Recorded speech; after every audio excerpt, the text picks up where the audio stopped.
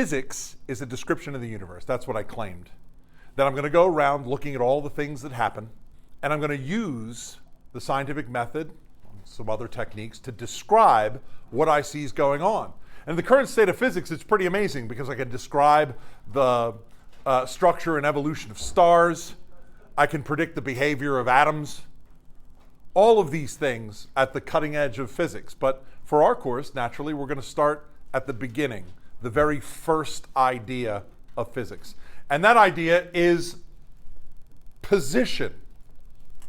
Position is the location in space of an object or an event relative to a coordinate system. Now, the idea of position and location, that makes an awful lot of sense to you in your everyday lives. The strange thing about this statement here is relative to a coordinate system. Coordinate system is fancy math talk for a very, very simple idea that you're familiar with from your days in elementary school. When I say coordinate system, what I really mean is a number line. So I'm going to begin here with a number line drawn very simply as just a line with an arrow on each end and, of course, a tick mark in the middle that I call 0. The number line was used when you were a youngster to teach you about numbers and counting, adding and subtracting positive numbers and negative numbers. They never said anything about physics, and they never said that the tick marks on the number line were anything but numbers. But I'm going to use a number line to a purpose in physics to describe the phenomenon of space. That space exists in our universe is pretty spectacular, and I don't have an explanation for that. Why there's a concept of here and over there, why space exists in the universe is a mystery, but I'm going to describe it by imagining that over here, somewhere in space, an object is observed. It could be a strike of lightning. Here I've drawn it as if it's some sort of just marble, spherical ball. This is the object. And I observe the object in the universe. Now, first, qualitatively, you might look at it and say, oh, there's the object over there to the right of the origin. And that would be perfectly legitimate. But it doesn't get me what I want, which is a number that describes that. I want to take that qualitative observation and I'm going to turn it into a quantitative observation because I know that among those numbers there are going to be patterns, and those patterns are going to be what I want to describe about the universe. So in order to turn this into a number, I'm going to drop tick marks on. I'm going to say 1, 2, 3, 4, 5 tick marks that way. And I'm going to do 1, 2, 3, 4, 5. Now, I just counted them out and drew them on the line, but the fact of the matter is, what I really do is I start at the origin, I use a measuring device, my meter stick, to indicate the distance between each tick mark as 1 meter. So here on the right-hand side of my coordinate system, I'm going to stop saying number line and start saying coordinate system. I'm going to write 1, 2, 3, 4, 5, and when I do that, what I mean is meters. So I can now look at the thing and say, oh, that object that I'm observing in my universe might be described by the 4th tick mark. Before I can get into that, though, I've got a bit of an issue in that I'm going to name these tick marks on the other side, and what a problem, because this is 1, 2, 3, 4, 5, but I've already named tick marks with those names. Well, you know what I do. I say that these tick marks on the right-hand side are the positive tick marks. In fact, I go so far as to call this the positive axis. And then I call these tick marks on the other side negative. -1, -2, -3, -4, -5. What I've done by calling this side of the axis negative and this side of the axis positive is I've created the concept of direction. That is the negative direction, that is the positive direction. It's no good calling them left and right because we get confused. As I face you, I have to be really careful in my thinking that when I say right and gesticulate that way, I have to gesticulate to my left. Because I'm facing you and you're facing me, we don't agree on right and left. So instead, we say positive and negative, the negative direction and the positive direction. And I specify my tick marks as positive or negative meters relative to the origin of my coordinate system. So now I can define the position of the object, not as a qualitative observation, but a quantity. The quantity that's known as the position. Position is going to have the symbol x in our physics, at least for the time being. This is a good choice for position because you've already done lots of stuff in math class with the x-axis being horizontal and drawn this way with the y-axis perpendicular to it. So calling this the x-axis coordinate system makes a lot of natural sense to you. So x is the symbol that I'll use for position. And when I measure position, I'll give it these brackets here. I'll say meters. Whenever I write square brackets that way, that's how I show you the units that are used to measure that new quantity that I just created. The position x measured in meters. So now I can write a statement about the position of that object and say x is equal to 4 meters. There's a thing that we do when we write numbers is that we don't put a plus sign in front of it if it's a positive number. We just assume. And I'm not going to rail against that. We only put a negative sign in front of negative numbers, and we assume that if a number doesn't have a sign on it, it's a positive number. But when I wrote x is equal to 4 meters here, what I really meant was plus 4.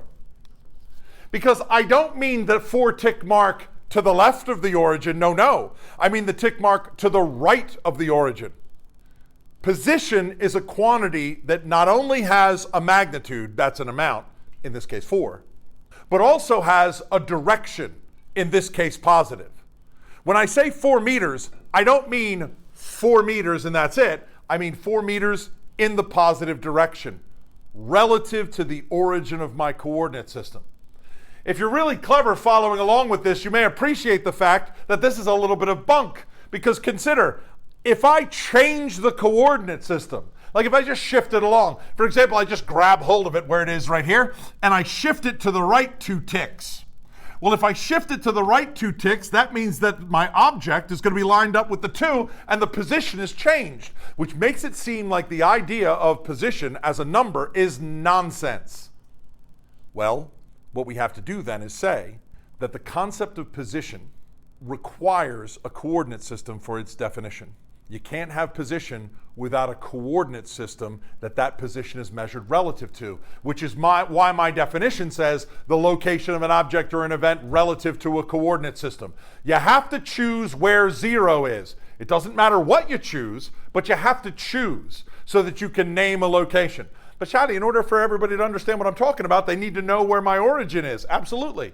As a scientist, you have to share that information where 0 is so everybody knows that the position is 4 meters. I know, it's a little bit dull. The universe is way more exciting than that. Once I establish the position of things, I look at it and I say, oh look, I've chosen my coordinate system and the position of the object is 4 meters. Then all of a sudden, I realize that in my universe, positions change. Not only do positions change from time to time, but they always change. Here's a fun bit of philosophy to go along with this very simple introductory physics lesson. There's no such thing as being at rest. Everything in the universe is in motion always. And you might complain about that and say, oh no, Charlie, I'm sitting here very chill in physics class. I'm not moving.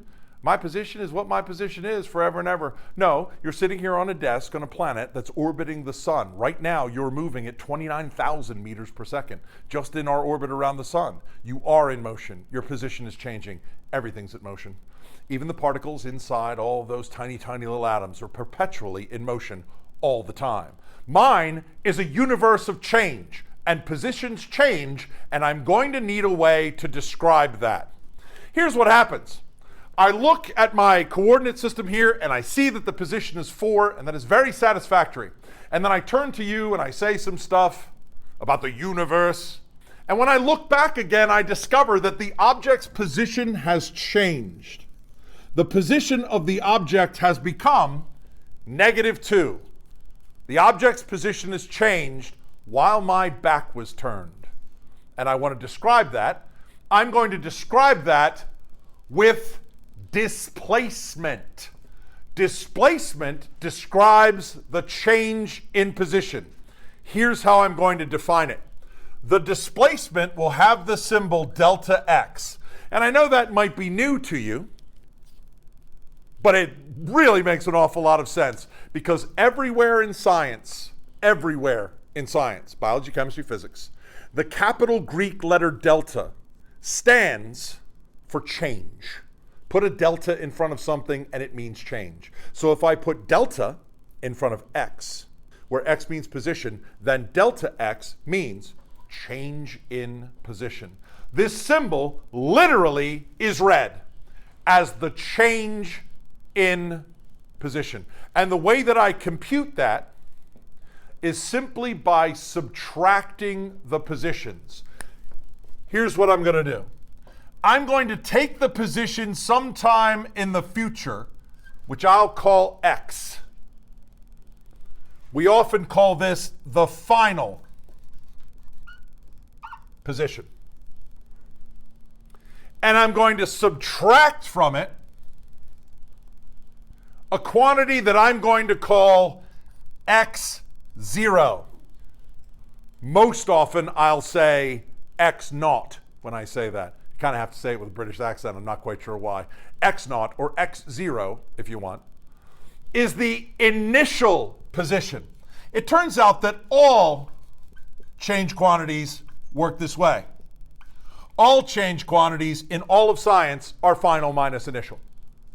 So I take the value of the position at the end of the motion and subtract the value at the beginning of the motion. So here I can calculate the displacement. Let me use this as an example. In this example, the displacement, delta x, would be the final position minus the initial position. So the final position is -2 minus the initial position, which was 4. And you see, it's simple. It's simple, but you have to be careful. Because when you calculate displacements, you're going to find yourself using positive and negative numbers. You can't just say, oh, 4 minus 2 is 2, I guess. I don't know. No, you can't do that. The final position is -2. The initial position is 4. -2 minus 4 is -6.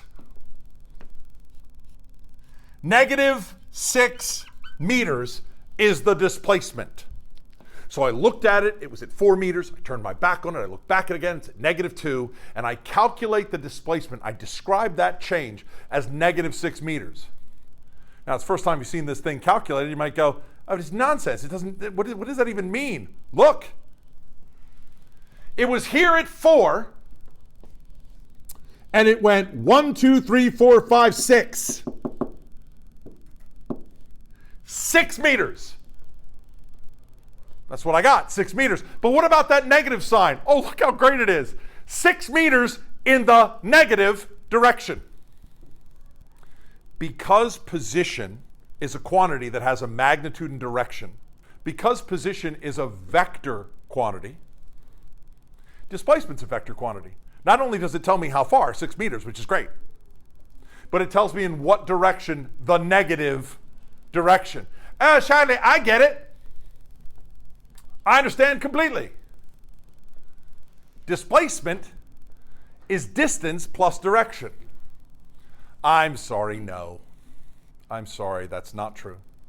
I was really careful as I described this to you to say I saw it at 4 and then I turned my back and I looked back again. What I did not see is that while my back was turned, the object started here and it went this way and then it came back this way and then it went this way again and it went out and it overshot by a bit and then it went around and it came back again. The distance that it traveled is not the same as the displacement of the object. Distance and displacement are not the same thing. Distance is over here. I have my definition. Distance describes the length of the path. Sure, that's a number of meters. For distance, I'm going to use a different symbol. Hey, they're different quantities, so I guess I'll use a different symbol. Doesn't that make sense? Distance, measured in meters, I'm going to use the symbol D for the distance. Where am I going to write that? Lowercase d is the distance. It's not the same thing as displacement. You have to be careful. Distance and displacement are not the same thing. And for my money, distance is a less useful quantity in physics because distance is not a vector. It is a scalar quantity. It's a quantity that just has an amount. Distances are not positive, they're not negative, they just are the length of the path. And so I get less information from the distance than I do from the displacement. And it turns out in physics, we're always talking about displacement and almost never talking about distance. The only time you talk about distance in physics is in the first physics class that you ever take. Every physics class after that, it's all about displacement, and you never talk about distance. But I included here, the distance is the length of the path that you travel measured in meters. Well, that's all very simple. I can calculate them as long as I respect the very precise definitions of position, displacement, and distance. But the things in my universe tend to move around. In order to have a displacement, to change your position in space, you're going to have to move around with some speed. Speed is a familiar quantity. The cars that you ride around in have speedometers that tell you how many miles per hour you're traveling. There's a speed limit on your travel. Speed is the rate at which an object travels a distance. Now, I just badmouthed distance and said it was a less useful quantity. And so I'm going to say the same thing about speed. The reason why I'm talking about speed right now is because this is the first physics class that you take. Speed is the total distance that you travel divided by the total time it takes to travel that distance. So you take however many meters you travel and divide by the time, and you get a certain number of meters per second. That is how you calculate the speed. I've written average speed at the top of the slide here because the speed can change as you travel that distance. Imagine you were running or riding your bike.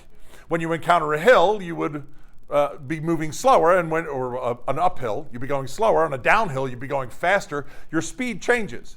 And at the end, we just take the total distance and divide it by the time. Limited information. We don't get the speed at every instant in time. We only get the speed on average for the journey. Now, this is a wonderful relationship between physical quantities, and I talked about how we would find patterns in the numbers that imply relationships. If I want to calculate speed, I'll take the distance divided by the time, but it also is possible that I want to know the distance. And if I want to know the distance that I travel, I just do a little bit of algebra to rearrange the equation. Multiplying the time to this side of the equation and flipping it, distance is speed times time, and time is distance over speed. So 2 examples of this very simple calculation that honestly you probably didn't need me to teach you in the first place. If a girl travels 4 meters in 2 seconds, her average speed is obviously 2 meters per second. You just take 4 and divide by 2, and then that's the speed. Hey, this physics thing, pretty gosh darn easy. Now, it's not always in the same units you're going to encounter. For example, in Europe, you might drive a distance of 20 kilometers in 2 hours, and then your average speed would be 100 kilometers per hour. And of course, the United States, it might be an issue of a certain number of miles in a certain number of hours, and it would be miles per hour. Our SI unit for speed, however, is always going to be the meter per second. Well, if I say that this average speed is not as useful, it's not the most useful quantity, what is? Well, I think that many of you might have come in today thinking that the word speed and the word velocity meant the same thing. Because in our everyday language, speed and velocity are used pretty much interchangeably, and it would not surprise me one little bit if there are folks out there who simply think that the word velocity is a fancy way of saying speed. I think that velocity is a little bit of a fancier word. It kind of sounds cooler. But the physics truth of it is, and I mentioned this before, that I'm up against it, that many of the words we use in everyday language have different definitions in physics. The truth of it is that speed and velocity are not the same. Speed and velocity are not the same. Now you see, an embarrassing thing is about to happen because I just used V as the symbol for speed. I mean, that may seem a little bit strange to you because why would you use v for speed? Why not use s? Well, the math folks used s for arc length. So v, the speed of an object, is the distance divided by time. The symbol that I'm going to use for average velocity is a lowercase v. What the heck? Why use the same symbol for a completely different quantity? Okay, I get it. But I mentioned that in the future, I'm really only going to care about velocity, which is why it's a v, and there's never going to be a problem between these two. For our purposes right now, I am going to add a little bit extra, and I'm going to say v with a bar on top of it. I'm going to say v with a bar on top of it, meaning the velocity on average. My calculation of distance over time got me the average speed. I'm going to calculate the average velocity. I'll give it the symbol v with a bar over it because in math, believe it or not, if you put a bar over a quantity, it usually means the average value. It means something else in chemistry. Here's my definition. The velocity on average is not the distance divided by the time. No, it's the displacement divided by the time. And if the distance and the displacement are not the same, then the speed and the velocity are not the same. Velocity is by definition the displacement over time. And that means this is going to work out to a quantity in meters per second. Velocity in meters per second. Let me give you an example. In my displacement example, I had a displacement where the object went from, well, I'll write it out for you. Delta x here is x minus x naught divided by the time. I had the final position was -2, I just did this calculation, minus the initial position was 4, divided by, and I didn't say anything about the time. I said I saw that it was at 4, and I turned my back, and I looked back again, and I saw that it was at -2. So let me just do a little revisionist history here and say that that took 2 seconds. If that took 2 seconds, then this is -6 divided by 2, and my answer is -3 meters per second. Okay, that's fine. You took the displacement and divided by the time, and you're telling me that by definition, that's what you mean by average velocity, 3 meters per second. But what about the negative sign? How should I interpret that? 3 meters per second negative. When I calculate a speed, the distance is always positive, the time is always positive, so the speed will always be a positive number. It'll never ever be negative. But now I calculated a velocity and the velocity works out negative. What does it mean? What does it mean? Don't worry. It's obvious.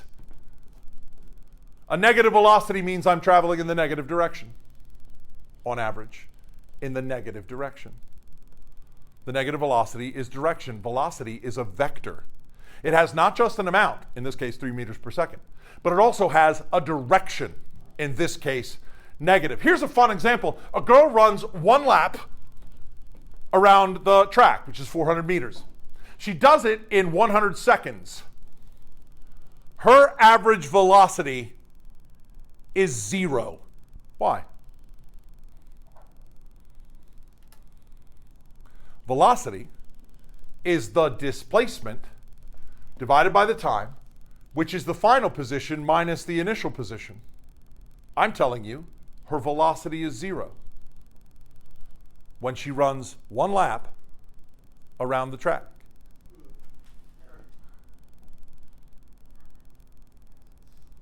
Reed, I feel like you want to tell me the answer. That's the best way to do it. If you run 1 lap around the track, your initial and final position are the same. If your initial and final position are the same, then your initial position minus your final position minus your initial position is 0. And your average velocity is 0. I don't get it. Well, if you think about it, when she's running around the track, she spends as much time running this way as she does running this way, and it all cancels out on average. And she ends up right back where she started, spending as much time going this way as that, and this way, hither and yon, until eventually the average velocity is in fact equal to 0. It's not the same thing as the speed. If you want to calculate her speed, then you take the 400 meters she actually ran and divide it by the 100 seconds it took her to run it, and her average speed is 4 meters per second. Because she did run. She ran around the track at some speed, 4 meters per second.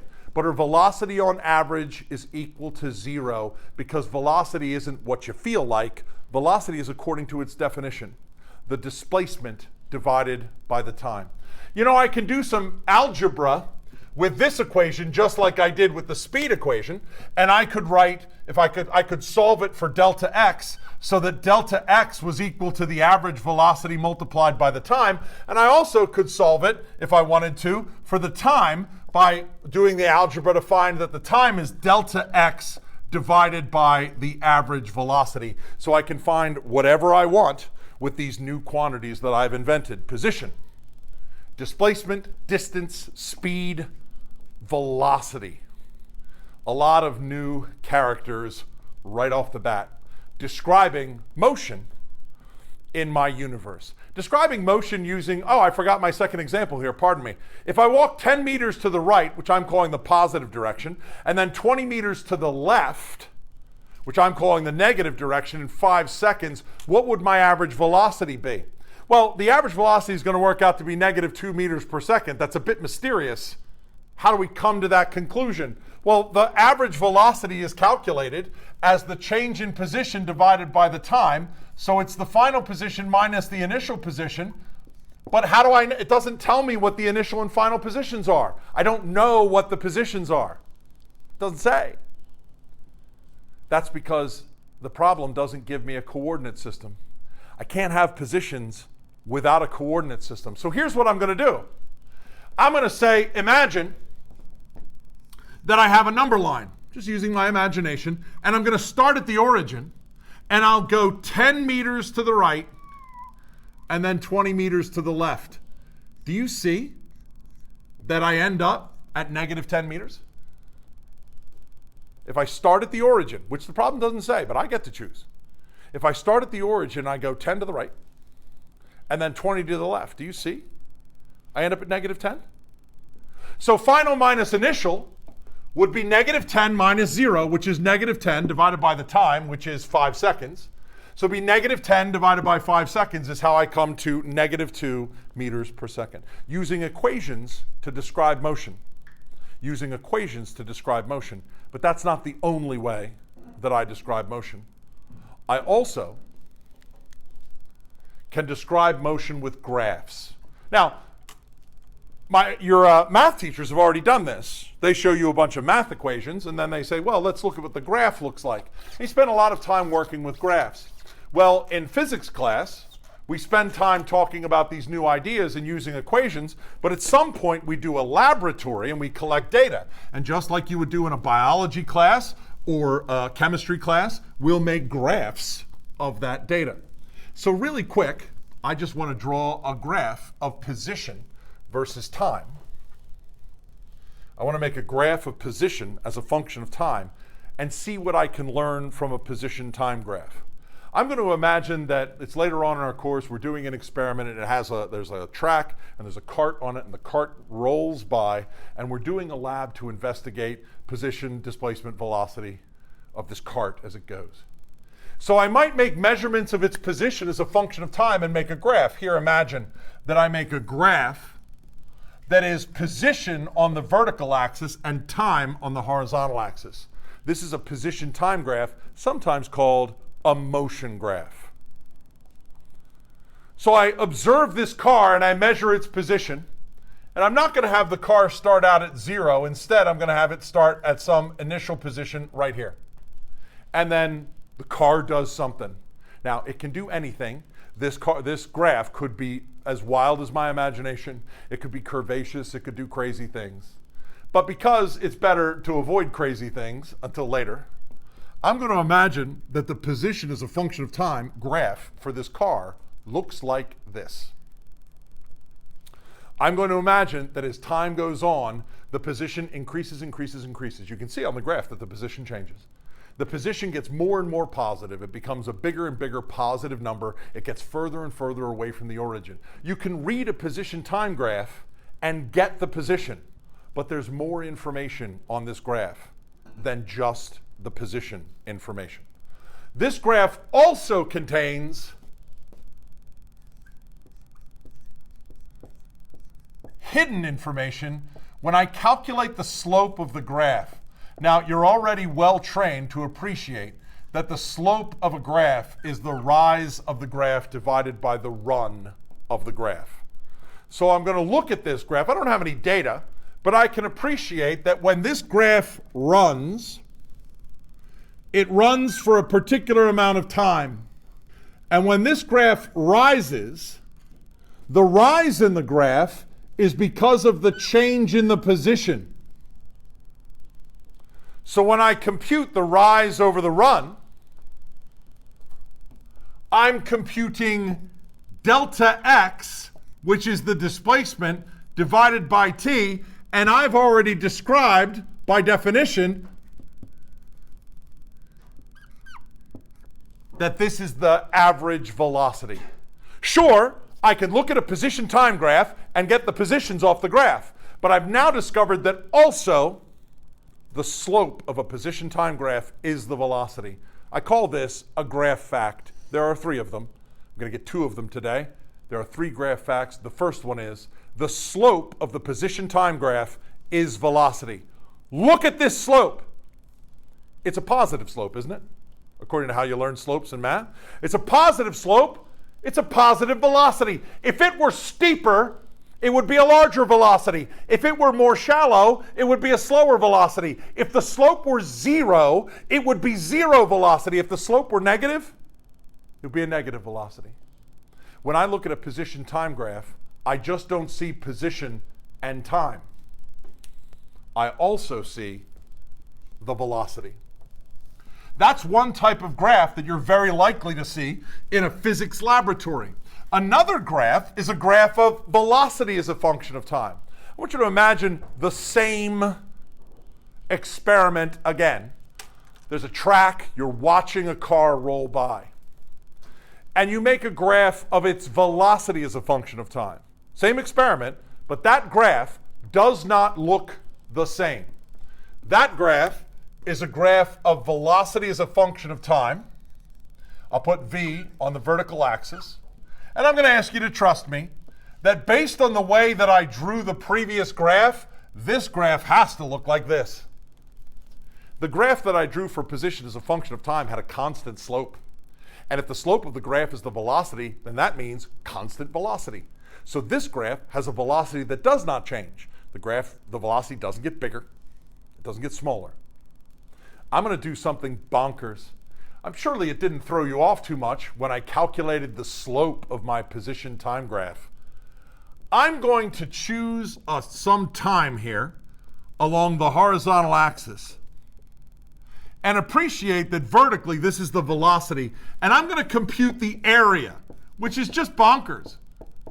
Area is always length times width. That's how you calculate area. And if you look at it, I have kind of a rectangle here that describes an area on my graph.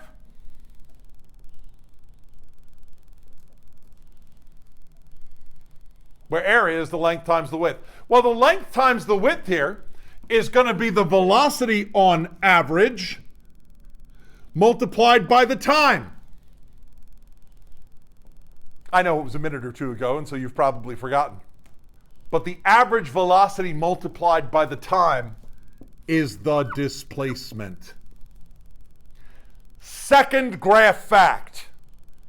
The area under the velocity time graph is displacement. When I look at a velocity time graph, I can read the velocities off it, but also I can get the displacement because the area under the velocity time graph is the displacement.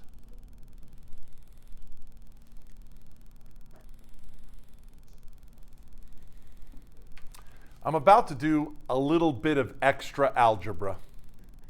And you may be very skilled at algebra, it doesn't bother you at all, but I just want to let you know in advance that from time to time you're going to see me do algebra that you yourself will never be expected to do. The reason why this happens is that I don't want to keep any secrets from you. I don't want to put any equations up on the board and say, trust me, this is correct. You might be fine with that. You may say, whatever you say, Shiley, that's totally cool with me. It's not cool with me. I want you to know where everything comes from. My equation for the average velocity, which I love very much, goes like this, delta x over delta t. But delta x is the final position minus the initial position. All change quantities are final minus initial. Displacement is the final position divided by the initial position. If I divide this by time, x minus x naught divided by t, now I'm going to multiply t all the way over to this side of the equation so that the average velocity multiplied by time is equal to the final position minus the initial position. Oh gosh, my head's starting to hurt. You have to wonder how sadistic I must be to imagine that this is a good time. Well, I'm almost done. I'm going to add x naught to the other side of the equation. I'm going to take this x naught, which is subtracted here on the right, and I'm going to add it to the left so that x naught plus the average velocity multiplied by time is equal to the final position. I like this equation a lot, but this equation is written final equal to initial. Not wild about it. I'm going to flip it. I'm just going to flip it. Right to left, left to right. I'm just going to flip it. So the final position is equal to the initial position plus the average velocity multiplied by time. This equation is a keeper. Maybe I put a box around it. I know you don't think it's so dramatic, but let me tell you what's happening. I've described position in my universe, and I've respected that positions change. And I know the rates at which positions changes itself, so I created a thing called velocity on average. And now I've manipulated that idea into an equation that predicts the position in the future. The x that appears on the left-hand side of the equation is where it's going to be in the future. So if I know where it is now, and I know the average velocity, I can predict where it will be at any time in the future. My goal here was to describe my universe, and in just one go, in just one discussion, I've created a tremendous level of sophistication. Now I know where everything is, I know where it's going, and I know where it's going to be after a particular amount of time.